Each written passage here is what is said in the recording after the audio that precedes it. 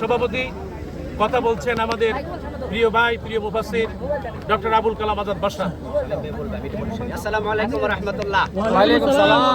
আমরা জামাত ইসলামী এই জাতীয় সমাবেশের প্রাঙ্গণ থেকে তামাম দেশবাসীকে আহ্বান করছি, আগামী কালকের এই জাতীয় সমাবেশে তামাম দেশের সকল মানুষ আপনারা সদল বলে শামিল হবেন ইনশাআল্লাহ।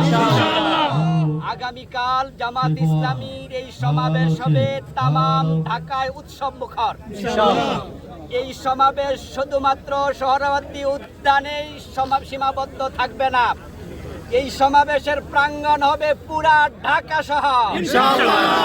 এই জন্য যারা যেখানে আছেন আর দেরি না করে প্রস্তুতি নিন। যারা এখন রওনা দিলে কালকে 10টায় আসতে পারবেন, এখনই রওনা দিন।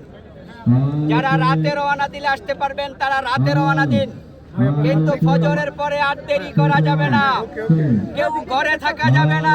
সবাই মিলে আসুন। দেশকে নতুন ভাবে গড়তে হলে কালকের সমাবেশ সফল করতে হবে।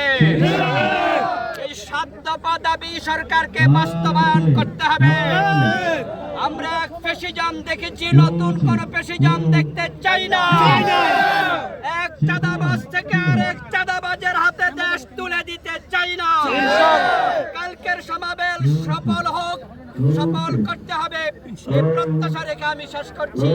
সবাই ঝাঁপিয়ে পড়ুন কালকের সমাবেশে। আমাদের প্রিয় সন্তান শামীম বিন সাঈদী। জিন্দাবাদ জিন্দাবাদ। সাদি সাহেবের ছেলে একটু কথা বলবে, একটু কথা বলেন। আসসালামু আলাইকুম ওয়া রাহমাতুল্লাহ। মাইক্রোফোনটা সামনে দেন।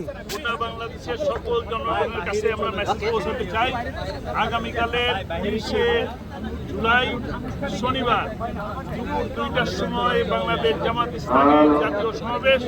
আপনারা সকলে এই সমাবেশকে সুন্দরভাবে, সুষ্ঠুভাবে সফল করবেন এই আহ্বান জানিয়ে কথা শেষ করছি।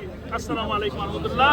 মাঠ এখনই ভরে গেছে, যারা আগামীকাল আসতে চান তারা দ্রুত রওনা হন।